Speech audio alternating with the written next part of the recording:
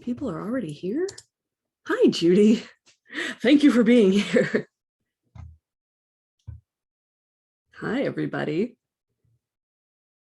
Good evening. Tonight, the role of Samantha Bennett will be played by Veronica Guzzardi. I'm gonna just, I have a couple of things that I need to take care of before we get started. So, and I am not usually this person. I am usually the back of the room person, and I'm gonna do both today. So we're gonna go live on Facebook. And I may need to be logged in as Sam to do this. So we may just, let's see, show a list of pages you manage. Yes, good. Continue, yes, that's fine. I'm looking here on my second screen. If anyone is, let's see, choose or share on to your page. The organized artist company. Actually, we want it to be Samantha Bennett. And we want it to be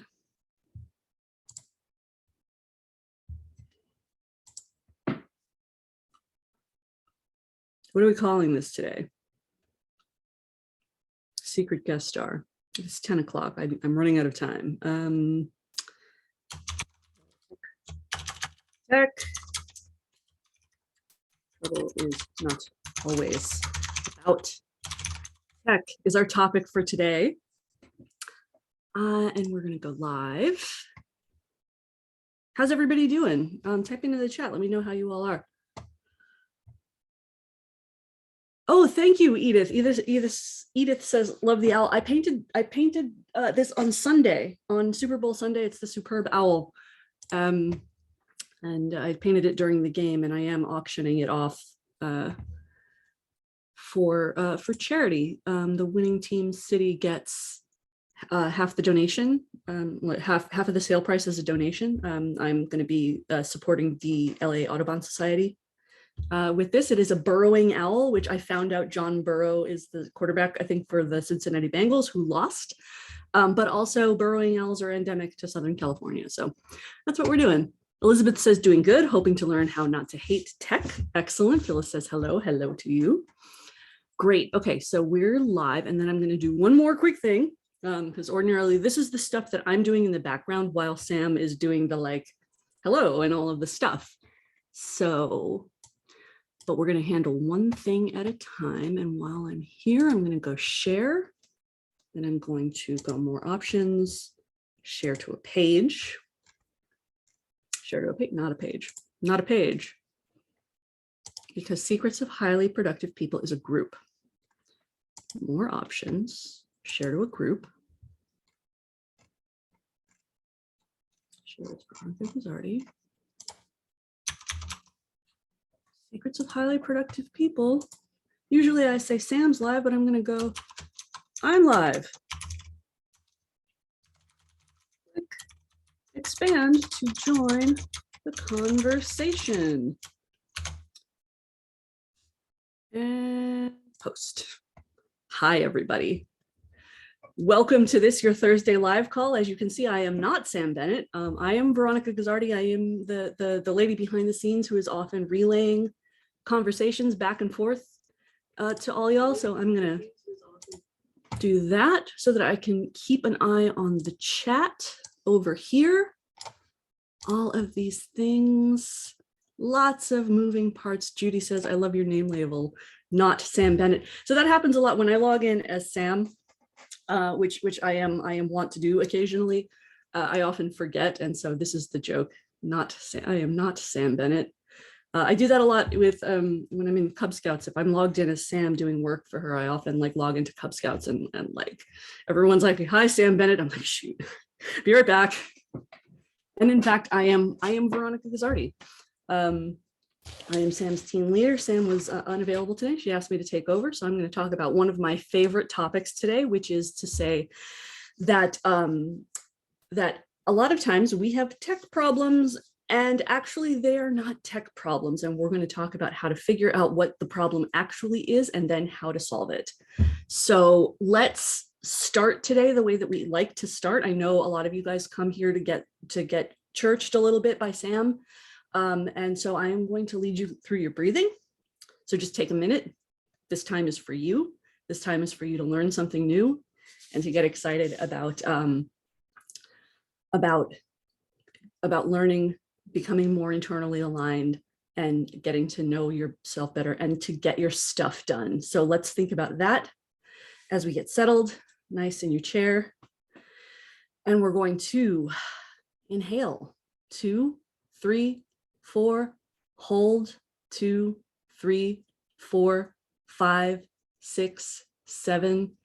Exhale, 2, 3, 4, 5, 6, 7, 8. Inhale, 2, 3, 4, hold, 2, 3, 4, 5, 6, 7. Exhale, 2, 3, 4, 5, 6, 7, 8. Inhale, 2, 3, 4, hold, 2, 3, 4, 5, 6, 7. Exhale, 2, 3, 4, 5, 6, 7, 8. Thank you. Thank you for doing that with me. Thank you for doing that with me instead of Sam, and thank you for bearing with me as we move along with this. Hi, Lori and Gail. I see you in chat, so I have both chat windows sort of sitting just next to each other. So I will try to keep these two things going along. Hey, Mary. Hey, Julie. Good to see you. Oh, thank you. Julie says, love the hair. Thank you. I just cut it. I quite like it too. So this topic came about from a little wee emergency I had last night. I lost my phone.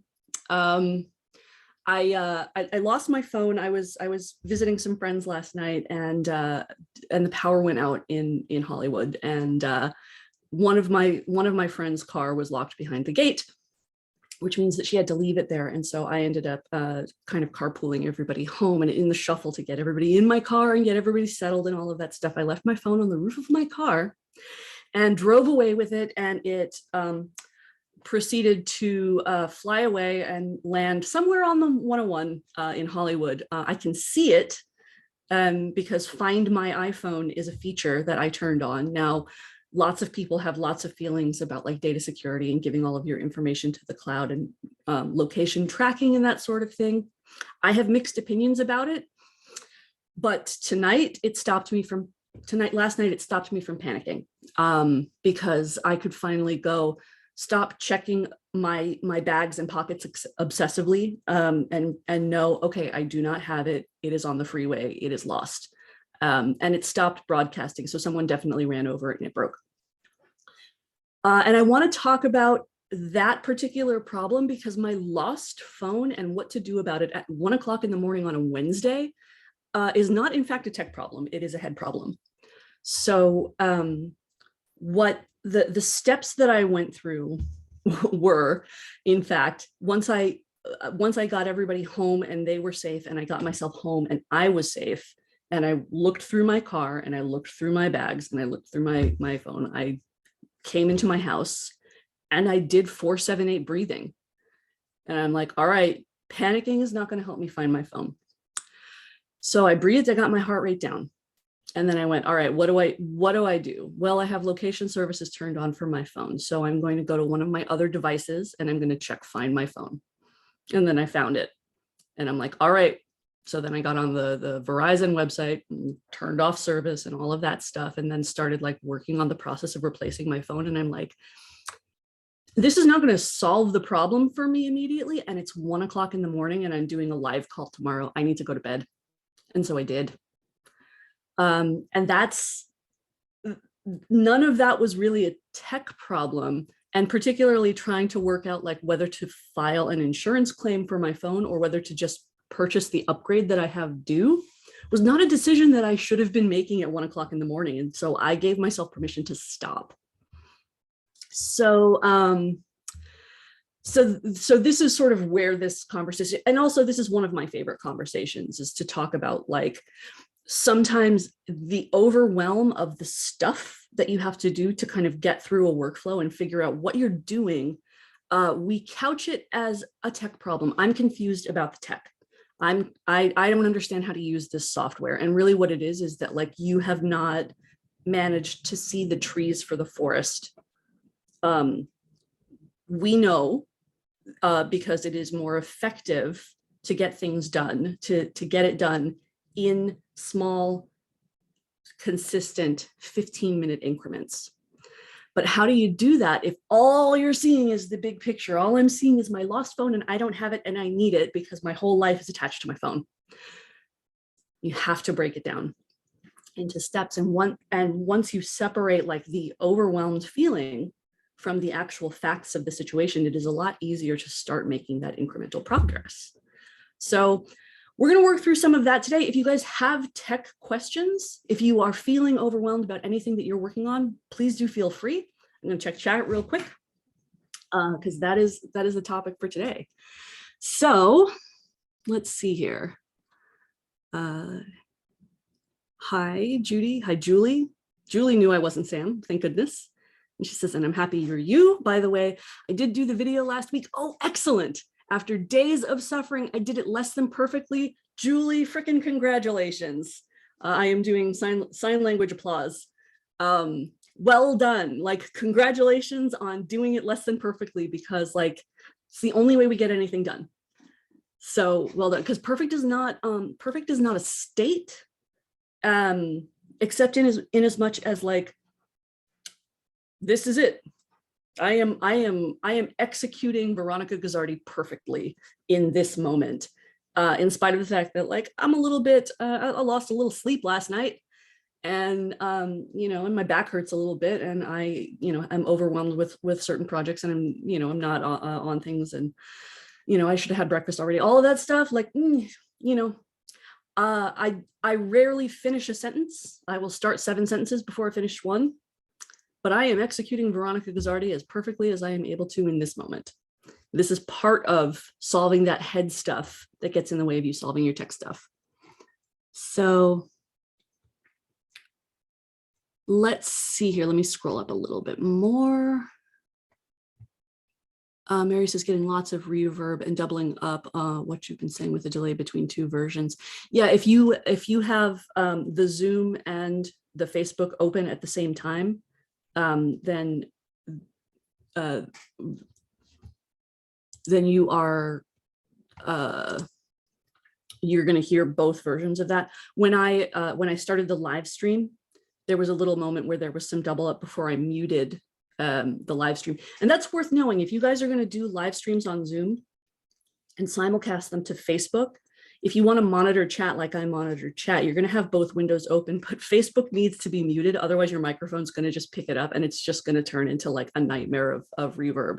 So that is probably what you heard in that moment. You don't hear that when Sam does this, because when Sam does it, she is just on Zoom and I am keeping an eye on both chats for her and relaying the Facebook chat into Zoom for her.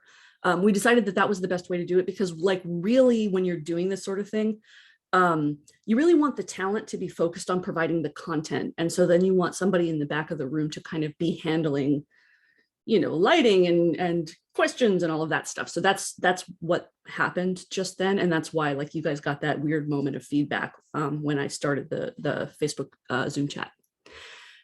So, okay, good. Mary says, good to see you. Good to see you too. Hi. Let me just make sure that this is rolling. Good, okay, that's cool. Sherry turned down her own volume and it's better. Good, Robin says, setting up my newsletter engagement terrifies me more than writing a 130K novel. Oh, let's talk about that. You guys know what engagement rates for email, like a good open rate is somewhere like hovering around like 25, 30%. I have this conversation with scouts a lot. We have a district-wide newsletter that goes out, and everybody's sort of complaining, during the district roundtables, like, oh, well, we need to figure out a better way to communicate with people because we're sending out the newsletter and we're only getting like 45% open rate. I'm like, you guys, that's really good. I don't say that because if I said that, then I would inadvertently volunteer myself to work on the newsletter, and I don't have time for that. So, but I happen to know that we've got pretty solid email engagement. People are going to ignore you. People are going to say no. And that is sort of just part of what we're doing. If you're not getting no, then you're not asking enough people about your thing.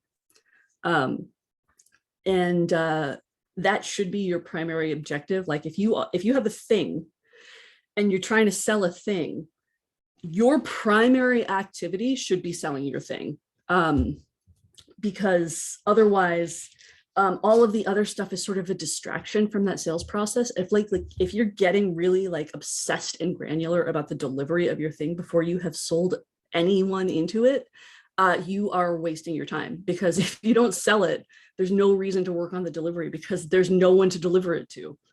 So, write your stuff. But yeah, I mean, like public speaking is the number one fear. Like people are more afraid of public speaking than death. People are like, and that's a fear of exposure. We like, Sam likes to say we're tribal animals. Rejection from the group is in fact a mortal fear, because rejection from the group means you don't have the protection of the group and the fire, and then you get eaten by a lion. So like it's in according to our hunter-gatherer body, it is a mortal fear.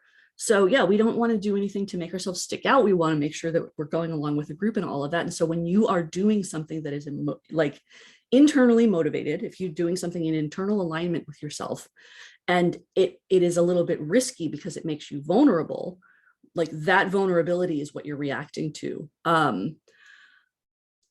But we can do hard things and we can do fearful things. Like, so anytime you are struggling with your email list, anytime you're struggling with your content, take a second, like get in your body, get internally aligned, do that 4-7-8 breathing, and like, get centered, and then just do it. Force yourself to do it, and force yourself to do it badly, because even like the worst version of what you're doing is better than not doing the version of what you're doing. So yeah. And Julie says, and here's the thing, I got great feedback on the imperfect thing on the video I uploaded instead of the quote unquote better one. Yeah, because it was probably a little more spontaneous, more the thing, like when you're an illustrator, when you're an illustrator, like particularly in comics, there is sort of an aphorism about how the sketch always looks more alive than the inked version. And a lot of that is because like the looseness of it allows people room to interpret. So there's always a little bit of extra magic in the first version. It is useful not to belabor too much, because it doesn't serve anybody to sit and make it perfect. So cool. Let's see here. Edith says, thank you for sharing your lost phone challenge. Good work handling it so well. Thank you very much. I'm really proud of myself. I was shockingly unbothered by this whole thing. Like I am a worrier by nature. I am prone to fixating and spiraling a little bit and having like big emotional reactions. I have been doing a lot of work on this lately. Can't recommend therapy highly enough. And also I've been doing some body work with some experts on this sort of thing, and being able to kind of like face this situation without a lot of panic, with a like, all right, this is what is happening, and it's not really that bad. It is a solvable problem, and I am a smart person and I can take care of it, and I cannot take care of it at 1:30 in the morning. So and just being able to let go of that was novel, and I'm very proud of myself. So thank you. I really appreciate it. Elizabeth says, I get distracted by email alerts and spend an hour figuring out how to turn them off. So much more peace. Did the same with all my apps on my phone. Yeah. So I would demonstrate this if I had my phone, but I don't. But in your settings, either on an Android or on an iPhone, you should have like a global notification settings, and you can turn off all notifications. If you find yourself deeply distracted by sounds on your phone, I would highly recommend giving yourself a couple of days to just turn everything off. Schedule a time to check your email. Like I have for a while, speaking of being a person who struggles with anxiety and fixation, there was a certain point at which every time I got a text message, I would have a shot of fear just run through my body. And so I just turned off sounds. Just problem solved. Now, again, that is not actually a tech problem. That was sort of an internal alignment problem. My desk is a bit high, so I keep smacking it. Sorry about that. So yeah, like you want to, take care of yourself. Don't let your phone run your life. I let my phone run my life a lot, and that was part of the reason that I spiraled a little bit last night. But yeah, like give yourself the peace and space to not have your tech distract you. I have a friend of mine, and I think that friend is in this group. I cannot remember for the life. I didn't get a lot of sleep last night, so I can't remember who it is. If you want to identify yourself, please do feel free. Who only checks her email like twice a day and has an auto responder that says, "Thank you for your message. I'm only checking my email twice a day, and I will get back to you the next time I have a check," which is fantastic. I don't do that. I have my email open like all the time, and I find myself getting quite distracted by it. And every time I'm interrupted, like when I'm doing work, if I get distracted, then I can't enter a flow state. And it takes me, when you're distracted, there are studies on this, that like when you're distracted, it can take you like 15 to 20 minutes to like return to the original task. And that just eats your productivity. Like, think about every time you're interrupted and just add those 15 minutes together. Just like when you're trying to get it done, those 15 minutes of distraction add up real fast. So you want to manage that. Like that is sort of like your time is your most precious natural resource, and you want to take care of it. You want to be careful with it. And so like letting your tech, and also letting your relationships with your clients, your friends, your family, do things to undermine your own time management can really hurt you. Why am I so busy all the time and I never get anything done for myself? Well, the answer can be found in these little hacks that you can do to your phone, to your email, to your desk setup, to whether or not you keep your office door open or closed. Those things can, excuse me, those things can have a really strong effect on what you're able to get done for you and for everybody else. So, yeah, let's see. Ganel from Carissa Plains saying hello. Hello. I've been enjoying clearing in a 330 square foot little house in about 15-minute increments. Awesome. More fun than any other approach I've used. It's pretty low tech. It's definitely imperfect, teehee, but it's moving forward in a more relaxed and satisfying manner. That's great. I'm so glad to hear that. And I know Sam is too. Same, like what I have taken to doing these days is just every time I am a fidgeter. I mean, you guys can see how much like my chair is wiggling in the background behind me. Like every time I get up out of my desk, which is often, I just take something and put it away, because I've just got stuff everywhere. And that is sort of the way that I keep house, is just I am constantly picking up after myself because I am constantly leaving things all over the place. So cool. I'm glad you found a system that's working for you. Julie says, that's amazing, Veronica, that you were so calm about it. I'm happy with you. Thank you. Elizabeth says, can you tell me how to create a rule to send mail into a specific email folder? I don't know how. Yeah. So yes, the way you do that is, it depends on your email service, but most email services, like regardless of whether like they're the big ones like Gmail, or if you're using like, your own, like I have like personalized email, but they all have the ability to set up filters. And so all you have to do is tell it the rules, and you tell it the rules by figuring out how to tell it the rules, and then tell it the rules. So let's say, for instance, these 15-minute reminders, we know a couple of things about these emails that come in. They come in on Thursdays. They come in at about 15 minutes before 10 o'clock Pacific time. And they are generally bracketed with Sam is starting. Today it's we're starting because I'm not Sam. We know that they come from sam@therealsambennett.com. So let's make a rule for that. Let's say we want to make it, if you're in one of Sam's programs, the bracket says Get It Done Lab. So let's say you want to have all of your Get It Done Lab emails go in your Get It Done Lab folder. First of all, you have to make a Get It Done Lab folder, and then you have to tell your email app, if the subject line contains Get It Done Lab, then route this email to this folder. And that's the rule.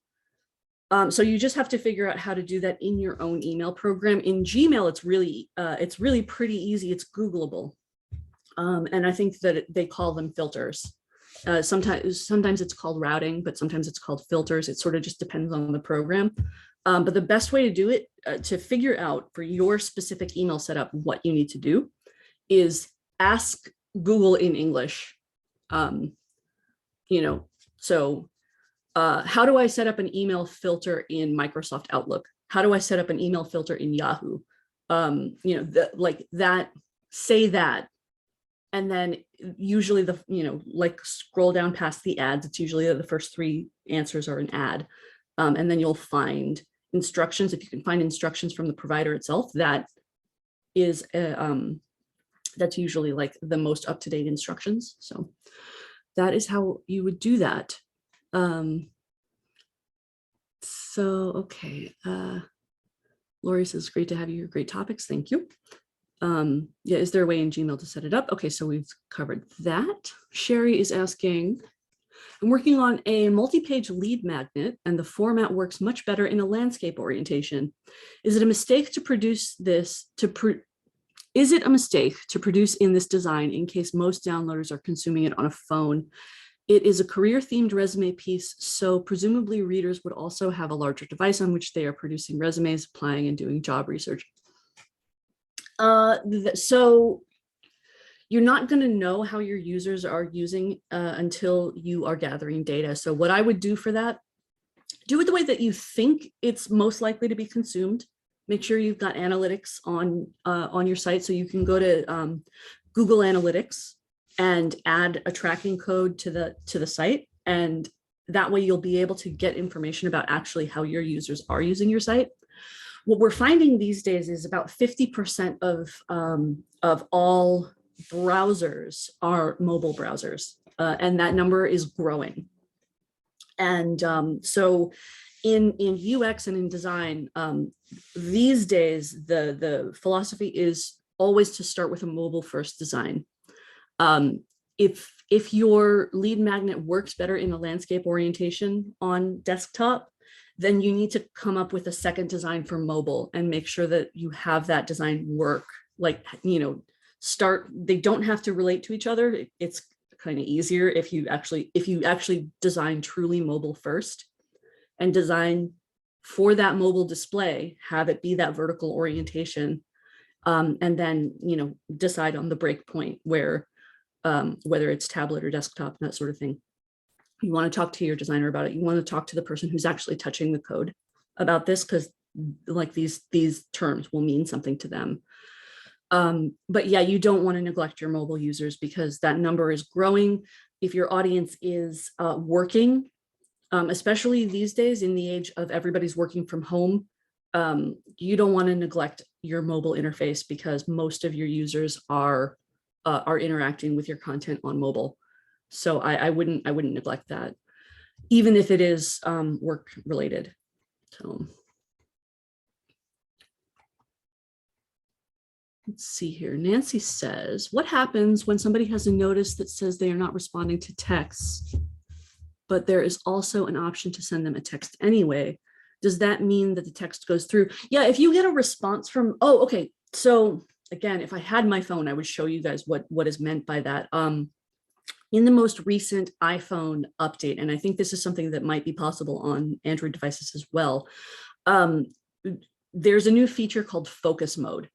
And it's basically like, I'm doing something and I want not to be bothered, which is what we were talking about earlier. Like Apple is now providing us with some tools to help us manage our time better. And one of the ways that they do that is provide focus mode. And if you are a messenger user with a messenger, interacting with another messenger user, you can actually turn on a feature that allows them to proactively tell you whether the messages are being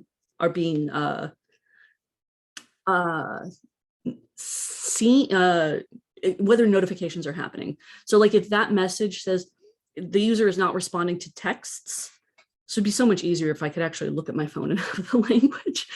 But basically, like, so I have mine set up to do that automatically when I'm driving, because I do not look at my phone while I'm driving.